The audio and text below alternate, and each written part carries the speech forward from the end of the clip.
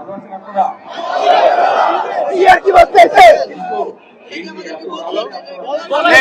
দেখেন না এখানে ডিভাইস ক্যামেরা দিয়ে বসানো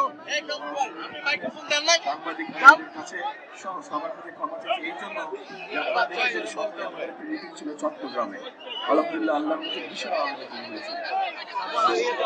আমরা যখন আস্তে আস্তে রওনা দিলাম তখন পথে হাজার হাজার মানুষ আস্তে আস্তে রওনা দিলাম তখন পথে হাজার হাজার মানুষ অনেকবার থামতে হয়েছে পথে, এই জন্য আসতে দেরি হয়ে গেছে এবং আরো অনেকগুলো জনসভা শেষ করে এসেছি, সেই জন্য আমাদের দেরি হয়ে গেছে। এবং তারপরে আপনারা কষ্ট করে এখানে সকলে উপস্থিত আছেন, বিশেষ করে মা বোনেরা। এখন এই যে আগামী 12 তারিখে কি আছে, এই যে এখানে মামুন মাহমুদ একটু আগে কথা বলেছে যে আমি যখন দেশে আসলাম 17 বছর পরে 25 তারিখে যেই জনসভাটা ছিল সেখানে আমি কথা বলেছিলাম যে উই হ্যাভ এ প্ল্যান। শুনেছিলেন কথাটা, পত্রপত্রিকায় দেখেছেন তো। 12 তারিখে আপনাদের পরিকল্পনা কি, প্ল্যান কি? বুঝি না, রাইট। 12 তারিখে ধানের শীষে ভোট দিতে হবে। ধানের শীষের সাথে এখানে খেজুর গাছ আছে, আমাদের দলীয়, আমাদের জোট প্রার্থী আছে, ওনাদেরকেও, কারণ ওনারাও আমাদের সাথে বিগত 16-17 বছরের আন্দোলন, ওনাদেরকেও আপনাদের দেখতে হবে। ওনাদের এলাকায় যারা আপনারা এসেছেন এখানে, আপনাদেরকে দেখতে হবে যাতে ওনারাও পাস করে। কি বুঝে গেল? আচ্ছা, বিশেষ করে মা বোনদেরকে দেখতে হবে। কেন মা বোনদেরকে দেখতে হবে? আপনাদের নিশ্চয়ই খেয়াল আছে দেশনেত্রী বেগম খালেদা জিয়ার সময় এখানে হয়তো অনেকেই আছেন, বিশেষ করে কর্মজীবী যারা খেটে খাওয়া মানুষ, তাদের সন্তানদের, বিশেষ করে মেয়ে সন্তানদের জন্য দেশনেত্রী খালেদা জিয়া ফ্রি শিক্ষা ব্যবস্থা করেছিলেন, জানেন আপনারা?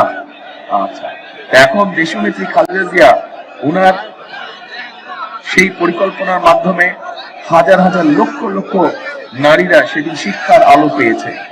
প্রিয় বোনেরা, প্রিয় ভাইরা, মা বোনেরা এবং ভাইরা, আমরা এখন করতে চাই একটি পরিকল্পনা। কি পরিকল্পনা? আপনারা হয়তো এরই মধ্যে শুনেছেন একটি নাম, সেই নামটি হচ্ছে ফ্যামিলি কার্ড। শুনেছেন নাম?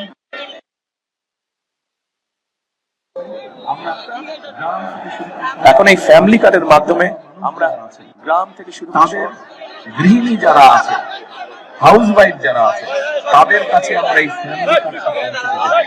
এবং এই ফ্যামিলি কার্ডটার মাধ্যমে তাদেরকে আমরা প্রতি মাসে 7 থেকে 10 দিনের একটা সহায়তা হয়, নগদ অর্থ অথবা প্রয়োজনীয় যে খাদ্যশস্য, সেরকম কতগুলো খাদ্যপণ্য আমরা তাদেরকে দিই। আপনারা কি মনে করেন যে মাসে সপ্তাহ কয়টা? মনে করেন যে 4টা, সপ্তাহ 4টা। 4 সপ্তাহের মধ্যে যদি অন্তত 5 দিন বা 7 দিনের একটা সাপোর্ট যদি এই খেটে খাওয়া মানুষের পরিবারগুলোকে দেওয়া যায়, তাহলে কি তাদের উপকার হবে? রাইট, তাদের উপকার হবে। এবং আমরা যদি কয়েক বছর ধরে এটা চালু রাখতে পারি, তাহলে যেই মেয়েরা আজকে শিক্ষার আলো পেয়েছে, বিগত 25 বছর ধরে শিক্ষার আলো পেয়েছে, মেয়েদেরকে আমরা স্বাবলম্বী, অর্থনৈতিকভাবে নারীদেরকে আমরা স্বাবলম্বী করে তুলে তুলতে চাই। কারণ আমাদের যে বাংলাদেশের জনসংখ্যা, এই জনসংখ্যার অর্ধেকই হচ্ছে নারী। আমরা যতই বলি উন্নয়ন করবো, এইটা করবো, ওইটা করবো, কোনোটাই সফল হবে না যদি অর্ধেক জনসংখ্যাকে আমরা পেছনে ফেলে রাখি। হবে না। সেই জন্যই আমরা মাদেরকে, নারীদেরকে আমরা ফ্যামিলি কার্ড দিতে চাই। এখন আপনাদের তো পরিকল্পনা হচ্ছে 12 তারিখ ধানের শীষে ভোট দিবেন। আমাকে বলেন তো, আমার এই পরিকল্পনা কেমন লাগলো আপনাদের? ভালো লেগেছে? আপনারা কি মনে করেন মানুষের উপকার হবে এটাতে? আচ্ছা, এখানে ভাই কৃষি কাজ করেন কে কে? হাত তুলেন তো দেখি, আছে নাকি কৃষক? আপনি কৃষি কাজ করেন? হ্যাঁ, অনেক, আমাদের কৃষানি বোন অনেক আছে সারা দেশে কৃষি কাজ। আচ্ছা ভাই, হাত নামান। আমাদের যে কৃষক ভাইরা আছে তাদের জন্য আমরা একটা পরিকল্পনা করেছি। এই অতিবৃষ্টি বলেন, বিভিন্ন আবহাওয়ার কারণে বলেন, বিভিন্ন কারণ বলেন, পোক ধরার কারণে বলেন, অনেক সময় ছোট ছোট কৃষক যারা আছে তাদের ফসল নষ্ট হয়ে যায়। নষ্ট হলে এই কৃষকদের উপরে চাপ পড়ে, অর্থনৈতিক চাপ পড়ে। আমরা কৃষক ভাইদেরকে, যারা প্রান্তিক কৃষক, যারা ক্ষুদ্র কৃষক, যারা মাঝারি কৃষক, এই কৃষক ভাইদের কাছে আমরা কৃষক কার্ড পৌঁছে দিতে চাই। এবং কেউ যদি বছরে 2টো ফসল করেন, 3টা ফসল করেন, অন্তত একটা ফসলের বীজ, সার এবং কীটনাশক ঔষধ আমরা তাদেরকে সরবরাহ করতে চাই। তো এইটা যদি আমরা কয়েক বছর ধরে রাখতে পারি, তাহলে এই কৃষক ভাইদের অর্থনৈতিক মেরুদণ্ড মজবুত হবে। আপনারা কি সঠিক মনে করেন বিষয়টা? কি ভাই, পিছনে কথা শুনছেন? কি সঠিক মনে করেন পরিকল্পনা? আমার তো এগুলা পরিকল্পনা, আপনাদের পরিকল্পনা কি 12 তারিখে? এখন আপনাদের এই এলাকায় একটি বিরাট সমস্যা ছিল বিগত 15-16 বছর ধরে। এক, আইন শৃঙ্খলার পরিস্থিতি অনেক খারাপ ছিল, সাধারণ মানুষ নিরাপদ থাকতে পারত না, এইটি একটি সমস্যা ছিল। আর একটি, বহু মানুষ, সাধারণ মানুষ সহ আমাদের দলের সহ অন্যান্য রাজনৈতিক দলের নেতা কর্মীদের অত্যাচার নির্যাতন করেছে, কেউ নিরাপদ ছিল না। এর বাড়ি হয়েছে না এগুলা কাণ্ড আপনাদের এলাকায়? আমরা এটার বিরুদ্ধে কঠোর হতে চাচ্ছি। যে সন্ত্রাসী হোক, অপরাধী হোক, সে যেই দলেরই হবে না কেন, তার বিরুদ্ধে আমরা দেশের আইন অনুযায়ী ব্যবস্থা নিতে চাইছি। এতে কি আপনাদের উপকার হবে? ইনশাআল্লাহ। মা বোনেরা যাতে নিরাপদে রাস্তায় হাঁটতে পারেন, ক্ষুদ্র মাঝারি বিভিন্ন ধরনের ব্যবসায়ীরা যাতে নিরাপদে ব্যবসা করতে পারে, মানুষজন যাতে নিরাপদে রাতে ঘুমাতে পারে, আমাদের প্রচেষ্টা থাকবে সেই ব্যবস্থাটাকে নিশ্চিত করার জন্য। এবার আসেন, আরেকটি আপনাদের এখানে বিরাট সমস্যা ছিল, এই বিশেষ করে নারায়ণগঞ্জ জেলায়। কারা করেছে, কিভাবে করেছে, এগুলো আপনারা সব জানেন। রাত হয়ে গেছে 2টা, আপনাদের সামনে অত লম্বা করবো না। দুর্নীতি ছিল না এই সমস্যা আপনাদের এলাকায়? দুর্নীতি সমস্যা আছে, এবং একই সাথে আপনাদের এখানে মাদকের একটা বিশাল সমস্যা আছে। নারায়ণগঞ্জ শহরের 20টা স্পট আছে যেখানে এই মাদক ব্যবসা হয়। আমরা সেগুলাকে নিয়ন্ত্রণ করতে চাই, এই দুর্নীতিকে আমরা নিয়ন্ত্রণ করতে চাই, দুর্নীতির লাগাম টেনে ধরতে চাই। এখন সাথে আমরা আরেকটা কাজ করতে চাই, সেটা হচ্ছে আমাদের তরুণ এবং যুবক যারা আছে তাদের জন্য আমরা বিভিন্ন প্রশিক্ষণের মাধ্যমে, ভাষা শিক্ষার মাধ্যমে আমরা দেশে এবং বিদেশে তাদের কর্মসংস্থানের ব্যবস্থা করতে চাই।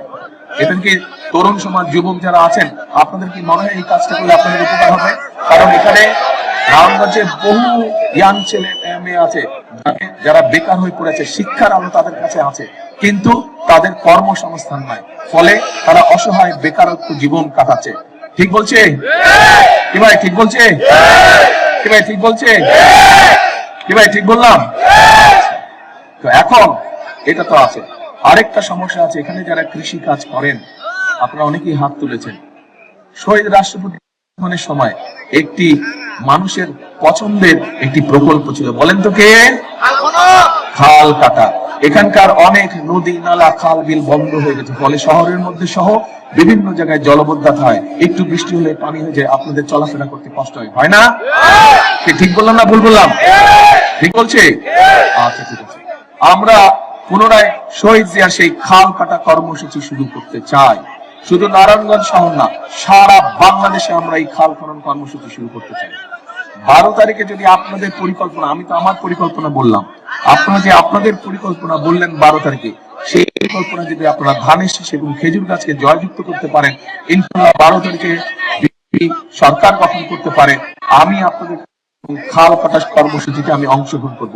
কে কে যাবেন আমার সাথে খাল কাটতে? মা বোনেরাও যাবেন? মা বোনেরাও খাল কাটতে যাবেন।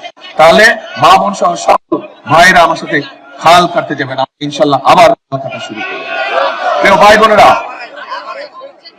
আমি আরেকটি বিষয়, আরেকটি পরিকল্পনার কথা সংক্ষেপে আপনাদের সামনে উল্লেখ করি। আমাদের এই সমাজে আমি নারীদের কথা বলেছি, তরুণ যুবকদের কথা বলেছি, তরুণদের কথা বলেছি, আমি কৃষকদের কথা বলেছি, সাধারণ মানুষের নিরাপত্তার কথা বলেছি। আরেক ধরনের মানুষ এই সমাজে বসবাস করেন, এই মানুষগুলো আমাদের জন্ম থেকে মৃত্যু পর্যন্ত আমাদের সাথে উঠা বসা থাকে। আমরা যখন বিভিন্ন সময় বিভিন্ন পরামর্শের দরকার হয়, এই মানুষগুলোর কাছে আমরা যাই। তারা আমাদের মসজিদ, মাদ্রাসার খতিব সাহেব, ইমাম সাহেব, মুয়াজ্জিন সাহেব, এদের জন্য ধীরে ধীরে আমরা একটা সম্মানের ব্যবস্থা করতে চাই। এবং শুধু সম্মানের ব্যবস্থা নয়, সম্মানের ব্যবস্থার সাথে তাদেরকে আমরা প্রশিক্ষণ দিতে চাই। যার যেই কোয়ালিটি আছে, যার যেই মেধা আছে, সেই মেধা অনুযায়ী তাদেরকে আমরা প্রশিক্ষণ দিতে চাই, যাতে করে তারা ওই সম্মানের পাশাপাশি আরো হালাল ইনকাম বৃদ্ধি করে আত্মসম্মানের সঙ্গে সমাজে বসবাস করতে পারেন। আপনারা কি এটাতে রাজি? যাই বলি তাই রাজি? এখন প্রিয় ভাই বোনেরা, এই কাজগুলো যদি আমাদেরকে করতে হয়, আপনাদের সারা জেলায় বিভিন্ন রাস্তাঘাট, পুল কারবার, স্কুল কলেজগুলো গত 15 বছরে ভেঙে চলে শেষ হয়ে গেছে। এরকম ভিতরে ভিতরে গ্রামের ভিতরে অনেক রাস্তাঘাট আছে না, যেগুলো নষ্ট হয়েছে, আপনাদের চলাফেরা করতে কষ্ট হয়। বাচ্চাদের স্কুল পড়তে বিভিন্ন জায়গায় একটু বৃষ্টি হলেই ওই দিন আর ক্লাস করতে পারে না, পানি ঢুকে যায় ক্লাসরুমের মধ্যে। এই সমস্যা আছে না বিভিন্ন জায়গায়? এখন এই রাস্তাঘাট বলেন, এই কাজগুলো, স্কুল কলেজ রিপেয়ার করা বলেন, এগুলো আমরা করতে চাই। এগুলো আমরা অতীতে করেছি, ইনশাল্লাহ এগুলো আমরা আবার করব। কিন্তু একই সাথে দেশের মানুষের, খেতে খাওয়া মানুষের জন্য আমরা কতগুলো পরিকল্পনা গ্রহণ করেছি। সেই পরিকল্পনাগুলো তখনই বাস্তবায়ন করা সম্ভব যদি 12 তারিখে আপনারা আপনাদের পরিকল্পনা বাস্তবায়ন করতে পারেন ইনশাআল্লাহ। এখন আরেকটা গুরুত্বপূর্ণ কথা বলবো। এই যে আজকে রাত্রে 2টা পর্যন্ত এখানে অপেক্ষা করছেন না, এই মিটিং এর জন্য অপেক্ষা করছেন না, সেই সন্ধ্যা থেকে অপেক্ষা করছেন। এই শক্তিটাকে ভোটের দিন আপনাদের দেখাতে হবে। 12 তারিখে এই শক্তিটা দেখাতে হবে। কি সেটা দেখাতে হবে? একদম যারা মুসলমান আছেন তাহাজ্জুদের সময় উঠবেন, নামাজ পড়বেন, নামাজ পড়ে ফজরের নামাজ পড়বেন। যার যার স্ব ভোট সেন্টার আছে সেই ভোট সেন্টারের সামনে গিয়ে ফজরের জামাত করবেন, জামাত করে লাইনে দাঁড়িয়ে যাবেন। যারা মুসলমান নন এরকম ভাই বোন যারা আছেন, আপনারা ভোরবেলায় আমাদের এই ভাই বোনদের সাথে, মুসলমান ভাই বোনদের সাথে চলে যাবেন। কারণ কেন আমি কথাটা বললাম, বিগত 15-16 বছর দেশের মানুষ দেখেছে নির্বাচনের নামে আমি যাবে নির্বাচন হয়েছে, নিশিরাতে নির্বাচন হয়েছে না? এখন আবার ষড়যন্ত্র হয়েছে যাতে আপনাদের যে ভোটের অধিকার যেটা প্রতিষ্ঠিত হতে যাচ্ছে ইনশাআল্লাহ, সেই অধিকারের বিরুদ্ধে কেউ মাথা খারাপ হয়ে গেছে। তারা দেখেছে যেভাবে আপনারা জড়ো হচ্ছেন বিএনপি মিটিংয়ে, যেভাবে দেশের মানুষ প্রস্তুতি গ্রহণ করছে ধানের শীষকে ভোট দেওয়ার জন্য, অনেকের মাথা খারাপ হয়ে গেছে এবং তারা বিভিন্ন রকম ষড়যন্ত্রের আশ্রয় নিচ্ছে। কাজেই আপনাদেরকে 12 তারিখে যেমন সকাল সকাল যেতে হবে, ভোরবেলায় যেতে হবে, একইভাবে ভোটটা দিয়ে শুধু চলে আসলে হবে না, আপনার হিসাব আপনি বুঝে নিয়ে তারপরে আসবেন। পারবেন? আপনি যদি একদিন একটু পরিশ্রম করেন, ইনশাআল্লাহ আগামী 5 বছর আমার যে পরিকল্পনার কথাগুলো আপনাদের সামনে তুলে ধরলাম, আমরা পর্যায়ক্রমিক ভাবে এই পরিকল্পনাগুলো বাস্তবায়ন করব। কারণ আমরা যত যাই বলি, এই বাংলাদেশই হচ্ছে আমাদের প্রথম ঠিকানা, এই বাংলাদেশই হচ্ছে আমাদের শেষ ঠিকানা। যেহেতু এই বাংলাদেশে আমাদের প্রথম ঠিকানা, এই বাংলাদেশে আমাদের শেষ ঠিকানা, সেই জন্য এই দেশটাকে সুন্দরভাবে গুছিয়ে তুলতে হবে, সুন্দরভাবে এই দেশটিকে আমাদের সাজাতে হবে। নিজের বাড়িঘর আপনারা সাজিয়ে রাখেন না, ঠিক একইভাবে দেশটাও আমাদের নিজের ঘর, বিশাল একটা ঘর।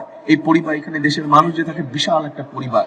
কাজে আমরা সকলে মিলে যদি চেষ্টা করি, তাহলেই আমরা আমাদের কাঙ্ক্ষিত সেই বাংলাদেশ আমরা গড়ে তুলতে পারবো। এবং সেই জন্যই একটা কথা আমি বলি, ওই যে ওই ব্যানারের মধ্যে লেখা আছে, দেখেন তো আপনাদের পেছনে কি লেখা আছে? করব কাজ, কে বলেন দেখে? করব কাজ, গর্ব দেশ, সবার আগে বাংলাদেশ। করব কাজ, গর্ব দেশ, সবার আগে বাংলাদেশ। কাজেই জনগণের অধিকার পাহারা জনগণকে দিতে হবে, যাতে সেই অধিকার রক্ষা হয়ে থাকে। জনগণের অধিকার প্রতিষ্ঠিত করতে হবে। এবং আপনারা যদি আমাদের পাশে থাকেন, বিএনপির পাশে থাকেন, জোট প্রার্থীদের পাশে থাকেন, তাহলেই আমরা ইনশাআল্লাহ সফলভাবে ধীরে ধীরে সমস্যার সমাধানের পথে এগিয়ে যাব। আজকে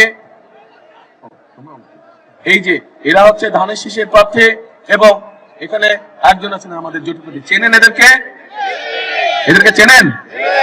আচ্ছা, এলাকার সমস্যার সমাধান যদি না হয়, ভোট দিয়ে যখন নির্বাচিত করবেন, এলাকার সমস্যার যতক্ষণ সমাধান না হবে ততক্ষণ তাদের বাসায় গিয়ে বসে থাকবেন। আপনার ঘাট, স্কুল, কলেজ, ব্রিজ যাতে ঠিক করে দেয় তারা। পারবেন? ঠিক আছে, এই 5 জনকে আমি আপনাদের জিম্মায় দিয়ে গেলাম। আপনাদের হিসাব নিকাশ করায় গান্ডায় বুঝে এদেরকে জিতিয়ে নিয়ে আসতে হবে। পারবেন ইনশাআল্লাহ? তাহলে আজকে এখানে শেষ করলাম। হাল যেদিন কাটতে যাব সেদিন কিন্তু আমার সাথে যেতে হবে। কে কে যাবে? ইনশাআল্লাহ। আল্লাহ হাফেজ। বাংলাদেশ জিন্দাবাদ, বাংলাদেশ জাতীয়তাবাদী দল জিন্দাবাদ।